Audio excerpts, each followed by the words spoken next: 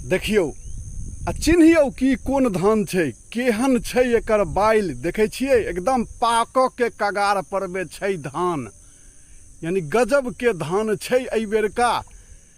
एहि खेत सब में धान नहीं होइ छलैया, गहूँम होइ छलैया बाढ़ि के कारण, लेकिन एहि बेर रौदी पड़लै तऽ पश्चिम बाड़ी चौर में ज़्यादातर किसान धान के फसल लगेलखिन। आ देख लियौ बाढ़ि वाला पानि आयल तऽ छै, लेकिन बढ़ै छलैया, आइ राति से घटि रहल छै, तऽ फेरो सबके आशा जागि गेल छै। तऽ देख लियौ ई धान केहन छै, सबटा धान, ई धान तऽ पकनाइ शुरू भऽ गेल छै। आ बगल में देखै छियै ई दोसर धान छै,